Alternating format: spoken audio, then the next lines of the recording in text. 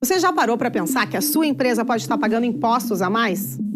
O nosso sistema tributário é bem complexo e é comum as empresas pagarem mais do que o devido. Saiba que é possível recuperar os valores dos últimos 5 anos e reforçar o seu caixa. A Fortus Tax é especialista no assunto e já ajudou muitas empresas nos seus 18 anos de atuação. E o mais importante, você só paga pelo serviço depois que o dinheiro estiver na sua conta. Fortus Tax. Pagar o justo é o nosso forte.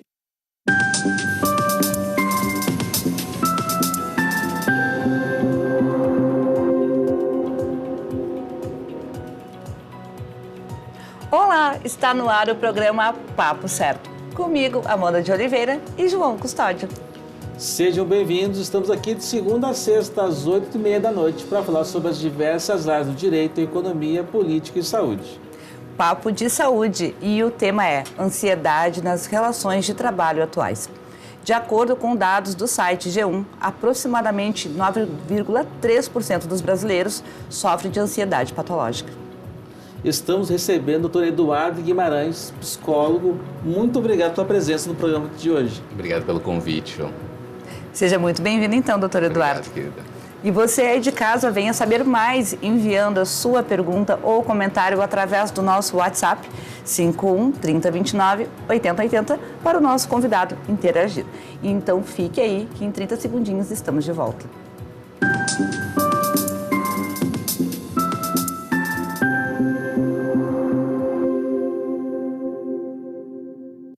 Tá difícil encontrar o profissional certo para a sua empresa? Precisa de alguém detalhista para aquela vaga no financeiro? Quem sabe um criativo para o marketing? Ou ainda, alguém focado em resultados? A Fortus RH utiliza técnicas de seleção e processos estruturados, realizando entrevistas e aplicando provas e testes específicos. Tudo isso para buscar a pessoa certa para a vaga certa. Fortus RH. Conectar pessoas é o nosso forte.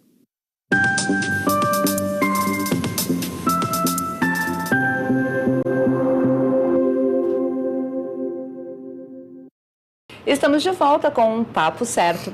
E não se esqueçam que ele também está sendo transmitido simultaneamente pelo YouTube e Facebook. Bom, doutor Eduardo, quais são os novos paradigmas nas relações de trabalho? Existem algumas mudanças bem importantes, assim, João, principalmente na esfera do quesito relacional familiar, né? Quando a gente começa a trabalhar com as novas gerações, a gente acaba percebendo que eles não respondem, de certa maneira, da mesma forma às relações mais, digamos assim, antigas, né? Hierárquicas, questões de ser mandado, receber ordens e assim por diante. Por que as hierarquias explícitas hoje são evitadas? Basicamente elas são evitadas porque elas são vistas como uma forma negativa, como se fosse eu perder a minha liberdade em alguma relação. Só que o custo disso é, como a gente anunciou no início do programa, o aumento significativo de algumas respostas ansiosas. As pessoas ficam mais inseguras na forma como lidar com as questões de responsabilidade, principalmente. E também é uma nova adaptação, né?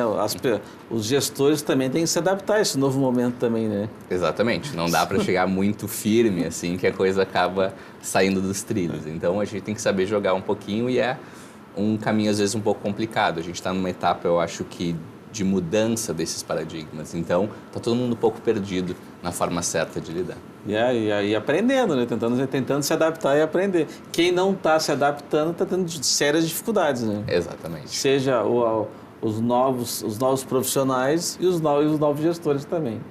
Eduardo, como uma relação não hierárquica pode aumentar ao invés de diminuir a ansiedade?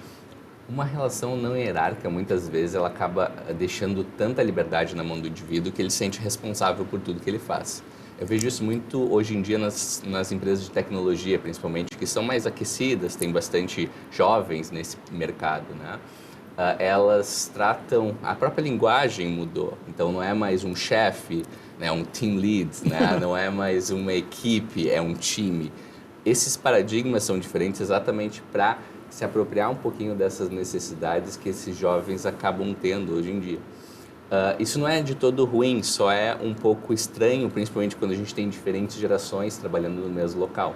E o que acaba acontecendo é que quando eu tiro a responsabilidade e divido entre todos os membros do grupo, todos se sentem igualmente responsáveis, de certa maneira. Há uma pressão maior, né?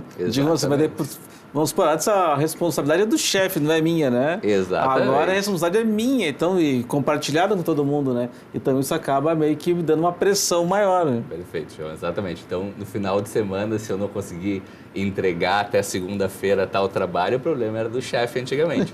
Hoje é eu que vou deixar o time na mão, né? Então eu fico um pouquinho mais ansioso e assustado com isso. Realmente. E, doutora, quais são as expectativas irreais dos funcionários? Dos funcionários especificamente, é confundir essas relações de forma que elas sejam muito mais próximas do que na verdade são. Ainda são relações de trabalho, então elas precisam estar focadas na tarefa. Como essas linhas se tornaram mais próximas do que é pessoal e profissional, confunde muitas pessoas de que o chefe tem que entender que ele tem problemas interpessoais, que ele tem as suas dificuldades, que ele não consegue chegar no horário no trabalho e o chefe, querendo ou não, continua sendo ainda o chefe e precisa responder à demanda de trabalho. Então tem esse conflito natural dentro dessa questão. Assim. É um desafio, né? Porque daí o gestor tem essas cobranças também, né? E claro que a gente tem que entender, as pessoas têm que entender, a pessoa está com um familiar doente. É uma situação diferente, né? Mas não para essas questões menores que ficam, mas eu tenho muito trânsito. Pô, se tem muito trânsito, tem que sair mais cedo de casa, então, né? Vou contar uma história que eu acho que é sempre bom ilustrar, né? Nós tínhamos um estagiário que ficou muito abalado com a eleição na época do Trump, que não era nem a eleição brasileira, mas a eleição do Trump. E ele disse, olha, eu estou muito mal com essa novidade e eu não vou conseguir ir no estágio hoje. A minha reação em relação a isso foi dizer, olha, vamos ficar mal juntos, mas vem para o trabalho, a gente trabalha junto essas questões. Tu já até esquece o que aconteceu. Tomar um cafezinho, uma coisa assim, né? Não precisa estar feliz todos os dias para trabalhar, né? Não, mas a colocação dele, enfim, né? Era o sentimento dele, né? Exato, tinha a subjetividade dele, claro, tem que respeitar, mas o trabalho continua sendo um trabalho, né? Tem uma necessidade aí. Sim. Doutor Eduardo, e como as novas gerações podem se preparar, né, para as frustrações do mercado de trabalho? Eu acho que o mais importante é elas conseguirem entender o que realmente é esse trabalho e não confundir isso, que eu acho que é uma tendência das novas gerações, como se fosse o único valor da vida deles. As novas gerações são muito boas, elas são muito inteligentes, elas têm acesso à informação. Você deve lembrar, né, João, na época do colégio, quando a gente ia fazer uma pesquisa, não era pesquisar no Google, a gente tinha que ir atrás, né? Na biblioteca. Papel, biblioteca. Então, eles têm muito acesso à informação. A questão deles é que eles, às vezes, não têm sabedoria do que fazer com esse tanto de informação e onde colocar esse tanto de informação. E aí surgem também essas ansiedades a respeito dessas expectativas. E as expectativas que eles têm de serem reconhecidos, já que eles têm tanto conhecimento assim. Só que eles não, às vezes, entendem que existe um conhecimento que é prático, eles precisam galgando esse resultado. Será que talvez um pouco hoje, assim, como os pais novos, né, que ficam colocando os filhos dentro de uma bolha, digamos assim, que preocupado que a criança não se frustre em momento algum, né, ou não explica que isso faz parte da vida, né? Como daqui a pouco isso é levado para o ambiente de trabalho? Né? Perfeito. Um dos caminhos típicos que a gente tem mais comuns, né, de ansiedade, ele está relacionado a um ambiente muito instável. Mas o excesso também às vezes peca, né? A gente brinca que às vezes a diferença do remédio para o veneno é a dose. Então o excesso de reasseguramento que ele acaba causando muitas vezes é uma certa dificuldade, como tu falou, assim, João, de conseguir tolerar frustrações que são naturais. Os pais não podem proteger os filhos do mundo, né? Eu acho que essa é a grande questão. A grande questão é preparar os filhos para o mundo. Exatamente. Que não é fácil também. Que não é fácil, dá uma pena, dói ver aquele sofrimento. Às vezes dói mais no pai e na mãe do que do próprio filho, mas a gente tenta. Tenta, do nosso jeito, exato. Me diz uma coisa, falamos sobre as expectativas irreais dos funcionários. Agora eu te pergunto sobre as expectativas irreais dos gestores, chefias, enfim. Exato. A expectativa irreal, às vezes, dos gestores é o gestor, como o João trouxe, que não se atualizou. Ele tem na mão uma ferramenta fantástica. Vamos brincar aqui que nem o ChatGPT agora, que todo mundo está falando, inteligência artificial. Você tem que saber como é que essa ferramenta, que são essas novas gerações, funciona.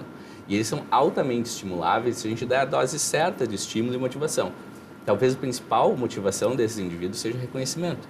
Eles foram moldados para serem reconhecidos. E o gestor que não consegue reconhecer, que é aquele gestor linha dura, que só critica o que está errado, o 10 é o mínimo, esse gestor muitas vezes vai ter um conflito natural com essa nova geração. Mas não é fácil ser essa transição, né? E ao mesmo tempo é necessária. Não é fácil, mas necessária. Tu vê que alguns empresários que estão, estou com dificuldade de pessoas, as pessoas não ficam na empresa, né? E eu estou deixando de crescer, ou até eu abdiquei de crescer porque eu não consigo pessoas. Diz, olha, a mudança tem que partir de ti, né? Tu vai ter que estudar e se adaptar para poder crescer, porque outras empresas estão se adaptando, estão crescendo e estão com lucros maiores. Então, tu vai ter que se adaptar ou tu vai ficar para trás, né? Exatamente. Por isso que a liberdade é tão importante, né? Eu tenho uma colega que há muito tempo atrás trabalhou no Google. E lá eles têm aquela sala maravilhosa, cheia de videogames, jogos, etc. Piscina até, tem até piscina no Google. Ninguém usa, tá? Por que ninguém usa? Porque tá todo mundo trabalhando. Sabe quando é que eles usam? Porque em São Paulo, sexta-feira de noite é difícil de pegar Uber e depois que eles terminam o trabalho vão lá para a salinha.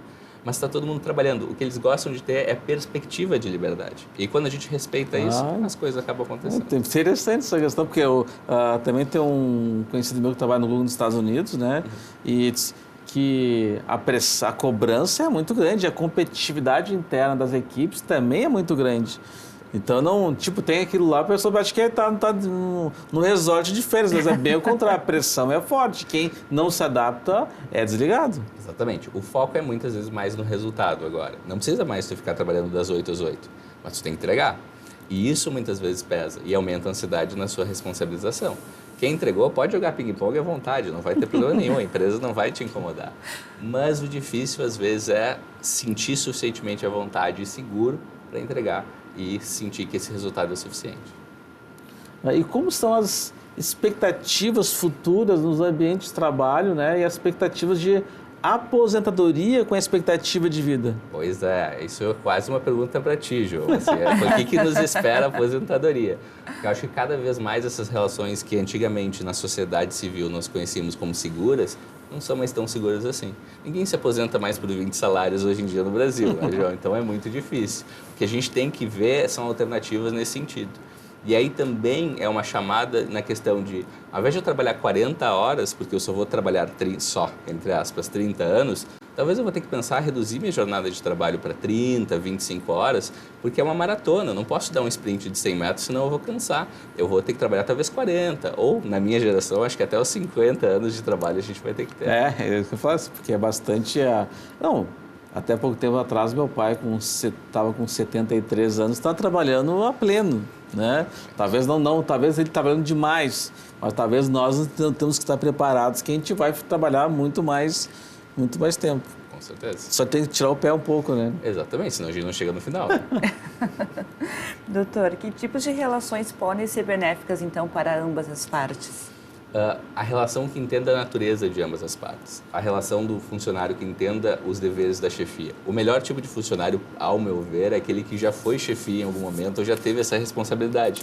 Ele consegue ser empático e entender as pressões que essa chefia ou esse cargo exige. E as chefias entenderem as particularidades desses funcionários. Que, como eu disse, se a gente ajustar essa natureza, a gente consegue extrair coisas maravilhosas desses indivíduos em termos de produtividade. Eles têm um potencial gigante, eles só precisam ser reconhecidos. Perfeito. Eduardo, e que tipos de alternativas teríamos que buscar nessas novas relações de trabalho?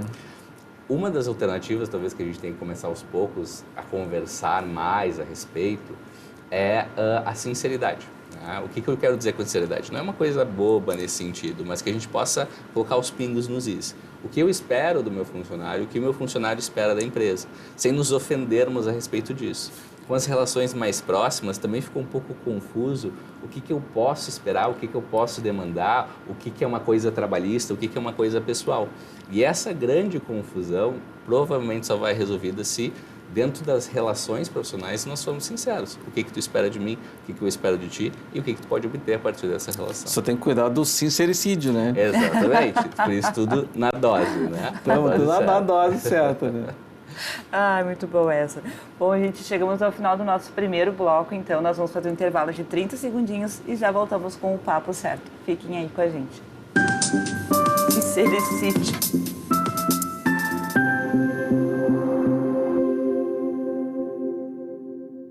Em tempos de juros altos, margens reduzidas e incertezas, rever estratégias é fundamental para manter o seu negócio competitivo. Esse cenário exige planejamento e organização financeira. Nessas horas, qualquer ajuda é bem-vinda, mas a ajuda de um especialista é necessária. A Fortus Consulting conhece na prática e tem as soluções adequadas para cada situação. Fortus Consulting. Melhorar os seus resultados é o nosso forte.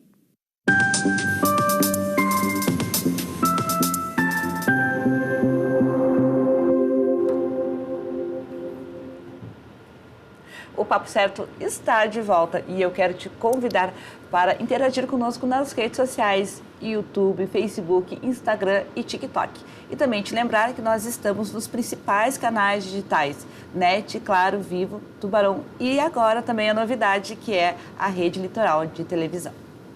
Bom, primeira pergunta desse bloco, então, Eduardo, como a sinceridade pode ser uma solução no ambiente de trabalho? Perfeito. Pegando o link que tu trouxe, né, João? Assim, sem sincericídio, mas a ideia da sinceridade tem a ver com os feedbacks constantes. Muitas pessoas têm o pressuposto de achar que o outro deve adivinhar o que eu estou pensando. E quando o outro não adivinha na sua bola de cristal, meu Deus, que ofensa que isso é, tá? Isso pode ter a ver com algumas relações primárias, expectativas, enfim. Mas não é a função do outro adivinhar o que está passando na nossa cabeça. Isso vale para funcionários, isso vale para colegas, isso vale para qualquer um dentro da estrutura da empresa, né? Por isso que a clarificação desses pressupostos e o que esperar de cada um é tão importante. Contratos bem feitos, não só em termos de papel jurídico, mas contratos verbais bem feitos, evitam muita incomodação. Isso tu deve saber muito bem, né, João? Acho que essa questão de expectativas é importante, né? Que às vezes a pessoa acha que está, vamos por assim, abafando no ambiente de trabalho e no fim o gestor está descontente, né? Ou daqui a pouco a pessoa está se cobrando demais, que acha que ela não está bem e o gestor, o chefe, enfim, está super feliz com as entregas dela. Exatamente. E aí vem também um outro elemento que eu vou poder, acho que colocar aqui pra gente, que é a síndrome do impostor. Muitas pessoas acabam tendo, porque vestem uma máscara de produtividade do trabalho e a síndrome do impostor é uma coisa peculiar, porque quando a gente perde, a culpa é totalmente nossa, né? Mas quando a gente ganha é porque eu usei aquela máscara, é a máscara do impostor que ganhou, que fez sucesso, etc. Eu nunca ganho nada para minha autoestima. Eu sempre vou me sentindo aquele impostor, aquele fake, vamos dizer assim. Isso é outra coisa que a sinceridade pode ajudar. Se eu for eu mesmo, efetivamente, as críticas, quando forem bem pontuadas, vão ser construtivas, porque vão modificar o que eu realmente sou.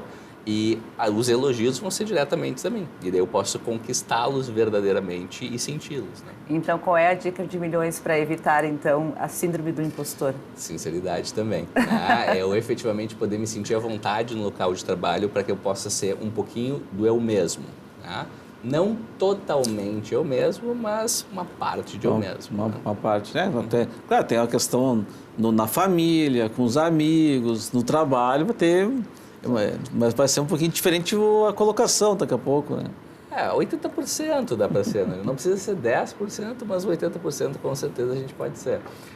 E não dá para ser 100% do tempo nós mesmos, porque acho que nem nós mesmos nos aguentamos 100% do tempo, né? Então, efetivamente, a gente poder ser suficientemente sincero para que essas expectativas sejam bem alinhadas. É quase aquilo que não consegue morar sozinho porque ia querer fugir de casa, fugir de si mesmo. Exatamente, de vez em quando a gente tem que fugir, por isso que os outros estão ali para nos ajudar nesse processo. Eduardo, e como é possível, então, buscar esse caminho, né, da tolerância pela sinceridade? Aí eu vou ser o velho psicólogo mala com aquela mesma dica que eu acho que todo mundo já deve ter escutado há muito tempo atrás, que é conversa, diálogo. Não tem outro jeito, eu tenho que dialogar. Por isso que eu não posso ficar esperando do outro essa expectativa romântica de que o outro vai me entender. Eu tenho que investir nessa relação. E o único jeito de investir nessa relação, seja no local de trabalho, seja nas relações pessoais, é dialogando, é conversando, é chegando em consensos, é chegando em acordos. E as pessoas têm muito medo de fazer isso, ou às vezes é inclusive falta de habilidade mesmo. Quase um treinamento, né? Tipo assim, nas relações pessoais, nos casais, né? Tem que fazer aquela... Fica meio aquela DR, né? A DR. A DR do casal, e até a DR no trabalho, de conversar, dizer que tem coisas que estão me chateando, coisas que eu estou gostando. Quantas DRs tu e o Evanir já não tiveram, Algumas. Uns 30 anos de amizade só. Quantos anos de amizade com o Evanir já? 30, né? 30, né? Para manter isso tem que ter muita DR, tem que ter muita conversa, senão as coisas não se alinham. E daí as mágoas começam a surgir, né? E aí as máscaras começam a surgir também. Porque eu não me sinto à vontade para ser eu mesmo, porque eu não vou ser entendido, eu não vou ser compreendido, eu não vou ser validado, eu não vou ser empatizado, de certa maneira. E eu me afasto dessa relação. Na relação com a Evanir, a gente fala o seguinte, tem o direito de discordar de mim mesmo. Então pode ser que no debate, passou-se uma semana e eu disse, não, eu concordo contigo, eu pensei bem, acho que está certo. Não ter esse problema de daqui a pouco, se tu foi convencido de fato, tu dizer que realmente foi convencido. Tem pessoas que acham que isso é uma perda, né? Exatamente. Tipo, vou perder esse debate porque agora vou dar o braço a torcer. E isso acho que é uma força, né? E quando realmente eu tenho um self, né, uma identidade muito pequena, porque eu escondo ela o tempo inteiro com essa máscara, qualquer coisa que eu perder desse self pequenininho é muito valioso. Então eu tenho que lutar com unhas e dentes. Então mais um motivo para eu tirar essa máscara de vez em quando. Dá medo, sim. Ser nós mesmos em diversos ambientes às vezes é complicado. Muitas vezes a gente quer tomar uma postura mais ou profissional, ou distante, ou fria. Mas eu acho que é realmente o caminho para a gente fazer essa ponte geracional e reduzir essa ansiedade. Doutor Eduardo, como lidar com ambientes de trabalho que tem conflito e competitividade? Pois então, a gente tem que conseguir balancear esse mesmo pressuposto. Não é fácil a gente chegar naquele equilíbrio que é a competitividade cooperativa, né? Que é, por exemplo, eu vejo muito isso quando tem diferentes equipes que não conversam muito bem entre si. Tem o pessoal da produção e tem das vendas, né? A venda sai vendendo ela louca e nem pergunta para a produção se tem recursos suficientes para isso. Isso é um clássico também no lugar de trabalho. Então, eu tenho que ter uma competitividade que possa ser um jogo de ganho-ganho. Que o pessoal, por exemplo, se eu conseguir beneficiar da produtividade, ganhe também pelas vendas e pelo seu aumento da produtividade, eu vou estar torcendo para a equipe competitiva das vendas vender o máximo possível e eu efetivamente vou estar empolgado de tentar produzir o máximo possível também. Tem uma conciliação de interesses, no caso. Exatamente. Mas o conflito por si só é negativo? Não, o conflito pode ser muito construtivo, desde que ele saiba a forma de fazê-lo, né? A gente fala muito isso nas técnicas de feedback. Eu falar com uma pessoa que ela é rígida e difícil de trabalhar é um caminho sem muito saída, assim, né? Ok, e o que eu faço com esse feedback, né? Mas se eu falar com ela a respeito do que eu sinto, e eu acho que esse é sempre o segredo, o que eu sinto nunca é possível de ser duvidado. Se eu disser para ti, João, eu sinto dificuldade de trabalhar em alguns pontos da nossa relação. Tu não tem como duvidar do que eu sinto. Tu tem como duvidar se eu disser uma característica teu respeito. Eu discordo que eu seja rígido, eu discordo que eu seja difícil de trabalhar. Entende? Então, E também essa questão da competição, né? A competição também tem um lado positivo da competição. Claro. Não pode ser aquela competição destrutiva, talvez, né? Exatamente. Que alguns chefes não são muito bons de fazê-lo. Alguns chefes também instigam uma competição que é um tentando passar por cima do outro. E aí tu tem um local de trabalho que tem duas mesas, uma do lado da outra, que ambos estão batalhando e gastando horas de trabalho para saber as mesmas coisas e ter os mesmos desenvolvimentos e que seria um baita de um corte de caminho e custo se os trocassem um pouquinho mais. Essas chefias também têm que saber dosar esse tipo de competitividade para não ficar destrutiva dentro da estrutura da empresa. Perfeito. Doutor Eduardo, o que é a validação no ambiente de trabalho? Pois é, a validação no ambiente de trabalho tem muito a ver com o lado pessoal e de uma chefia ou de uma estrutura que seja sensível o suficiente para poder dar para aquela pessoa aquilo que ela precisa. Só que todos os seres humaninhos, né, nós temos coisas muito parecidas do que a gente precisa. Não precisa ser tão individualizado assim para cada indivíduo ali do local de trabalho. E ao longo do tempo a gente vai entendendo um pouquinho o que cada um precisa. Às vezes o que algumas pessoas precisam é só serem escutadas. Tem aqueles ótimos trabalhadores que é só tu deixar ele no cantinho dele e escutar ele de vez em quando, ele vai fazer um trabalho magnífico. Tem aquelas pessoas que precisam ser elogiadas, você está constantemente ali focando no que é o lado bom. E tem aquelas pessoas, inclusive, que funcionam bem com a crítica mesmo. Eu preciso ser criticado, eu preciso ter um feedback porque eu sou demais, eu passo limites, então eu preciso de alguém que me contenha. O difícil, às vezes, para o gestor ou a gestora é conseguir se alinhar a essas múltiplas necessidades no local de trabalho. Sim, saber qual momento, como é que tu vai agir com cada pessoa, sabendo como ela responde de uma maneira diferente. Exatamente. Os subtipos difíceis de trabalhar, os individualistas, como lidar com eles? Pois é, o individualista é muito bom no trabalho sozinho, né? Tu pode até deixar ele sozinho, que muitas vezes ele vai tomar conta e se deixar vai tomar conta inclusive do teu trabalho, né? A parte difícil é a questão cooperativa. Esses individualistas muitas vezes precisam ser instigados para trabalhar cooperativamente, desafiados inclusive para trabalhar cooperativamente. O segredo é a gente conseguir, muitas vezes local de trabalho, por exemplo, a equipe de vendas é altamente individualista. Quem já trabalhou nesse tipo de situação sabe que eles têm uma primazia por, né, aumentar os seus ganhos nesse sentido. Então, se a empresa ganha com os ganhos deles, beleza, eu vou instigar esse tipo de individualismo para que eu possa ter esse processo. Não é que sejam difíceis no sentido de que essas pessoas são difíceis, é que às vezes elas vão entrar em conflito com a ideia de cooperação que eu preciso no ambiente. Então, acho que também vamos supor, no ambiente de trabalho, então até saber selecionar as pessoas com o perfil adequado para aquela vaga. Para aquela condição. Eu tenho muito isso também, às vezes, na época que eu trabalhava na psicologia, eu já trabalhei com tudo, assim, até com recursos humanos, e eu acho que é uma experiência super interessante. Não adianta eu colocar uma pessoa com doutorado em Direito para vender panfletos, para dar panfletos, por mais que essa pessoa tenha interesse, porque eu quero alguém que preencha aquela vaga com aquelas características. Eu via muitos colegas reclamando, tipo, mas eu consegui colocar fulano no emprego que ele efetivamente gostaria, ou queria, ou desejou, mas não era o emprego que ele se encaixava. Tu tem que ter essa análise da natureza daquele indivíduo para poder aproveitar o máximo daquela potencialidade, o que muitos gestores, colegas do RH, têm dificuldade. Não. Doutor Eduardo, e os rígidos são os subtipos difíceis de trabalhar? Às vezes sim, às vezes não, tá? E tu vai também daqui a pouco perceber isso, né, junto comigo, João. O rígido é ótimo quando tu coloca ele numa tarefa que precisa de muito cuidado, muita maestria, muita objetividade. Tipo, um fiscal. Excelente o rígido. O fiscal tem que seguir a norma. Mas o fiscal, quando tu tiver algum tipo de negociação, de necessidade de soft skills, às vezes tu vai ter um embate. É uma pessoa que não tem flexibilidade para entender o contexto global. Às vezes ele vai seguir a regra de forma até cega, o que prejudica também o bem-estar das pessoas que estão ali em volta dele nessa condição. Doutor, eu queria, já que falamos sobre ansiedade, eu gostaria que tu trouxesse para nós alguns relatos de casos de ansiedades que vieram a piorar com o tempo. Dentro das relações de trabalho, muitas vezes o que acaba acontecendo é exatamente a falta desse feedback, de eu não orientar para a minha chefia qual é a minha expectativa. Dá um exemplo, né?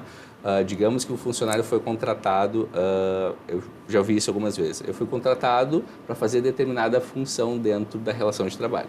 E eu sou um subtipo mais rígido, né? Eu fui contratado para fazer tal função, então é tal função que eu gostaria de fazer. E eu falei que eu era mais rígido na minha entrevista, eu dei sinais disso, eu fui orientado. O que acaba acontecendo é que essa chefia eventualmente vai precisar que eu seja flexível. Só que isso não é a minha potencialidade, né? E aí o que acontece? Eu consigo entender que o meio exige isso de mim, só que eu não sou essa pessoa. E o que acaba acontecendo é uma grande frustração de ambas as partes. Perfeito, então. Em nome do Papo Certo, da equipe da Ubra também, muito obrigada pela tua presença conosco. Eu que agradeço o convite, pessoal. Obrigado. O pessoal de casa deve ter aprendido bastante, né? E eu também aprendi muito também aqui, né? Então eu agradeço também a você por ter nos assistido, lembrando que o programa é reprisado às 7h30 da manhã. Então, nos vemos amanhã às 20h30. O Papo Certo estará de volta com Papo Imobiliário. Estaremos esperando todos vocês. Até lá!